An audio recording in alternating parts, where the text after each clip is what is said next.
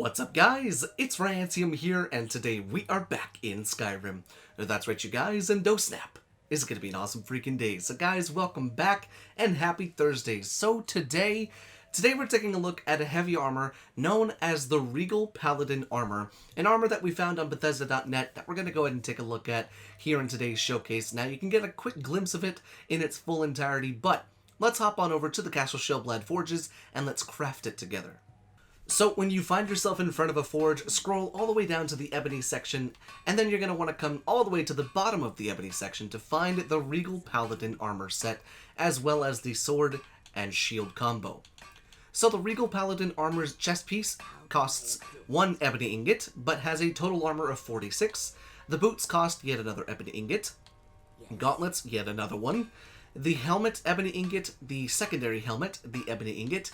Paladin shield, ebony ingot, and of course the sword, an ebony ingot.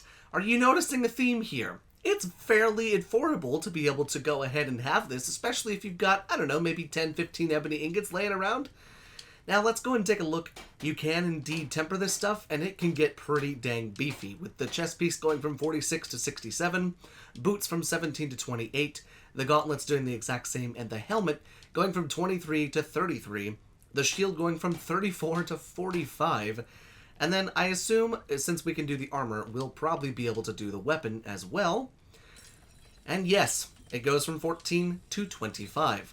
So that's kind of insane, honestly. The fact that this entire armor set only costs ebony ingots, the weapon only costs an ebony ingot, and the shield only costs an ebony ingot, it's a bit silly how little it costs. But let's go jump back on over to the Riverwood Cliff House and take a look at this armor in depth on the armor mannequin. So we're here back in the Riverwood Cliff House, and you can see on the left and the right hand side that we've got both of our armor mannequins right here. However, the left hand side differs from the right side mainly just with the helmet.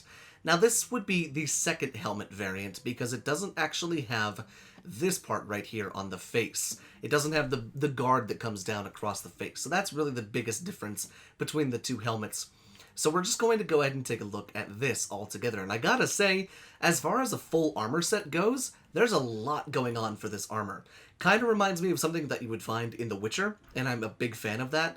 I love the mixture of the steel and the cloth, as well as, the iron and, the leather and everything like that. The etching looks very, very nice on the chest piece, as well as the legs and the inner thighs, the boots, and then the gauntlets, they're so, so nice. And the textures are fairly high resolution, with us being right next to this, getting close up and personal with all of the stitching, all of the etching work and everything like that. Looks really, really well done and very, very nice. Now, obviously, I don't really see any ebony in this armor. It's ironic that it costs ebony ingots for it to be created, but there is no ebony in this armor, it would seem. It seems to be a mixture of some steel, some iron, maybe some gold, and maybe even some quicksilver, but the helmet looks very, very nice and detailed. I love the fur that comes around the back, and it's even got some little satchels along the back, just in case you need to use some of those, and I like the battle dress. Again, I have no idea what the hell that's actually called. I should probably actually look up what that's called. And then the shield is just kind of a regular, normal iron shield. Not really the prettiest shield, doesn't really match the kind of grandioseness of the armor itself, but I suppose it would do.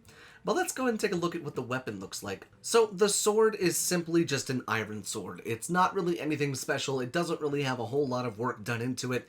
It's kind of a bland iron sword, or a bland steel sword. Definitely not one that you would expect to see with such a grandiose armor and such a beautiful armor. Kind of disappointing that the weapon and the blade, like the blade and the shield, they don't have a whole lot done into them. But the armor itself is an absolute masterpiece of high-resolution textures, as well as the actual work along with the armor itself. So let me know what you guys are thinking down there in the comment section. Did you like it? Did you hate it? Would you use this armor mod? And if you would, what would you use it for? I'm interested to hear what you guys have to say down there in the comment section. But until next time, thank you so much for watching, and I will see you in the next showcase.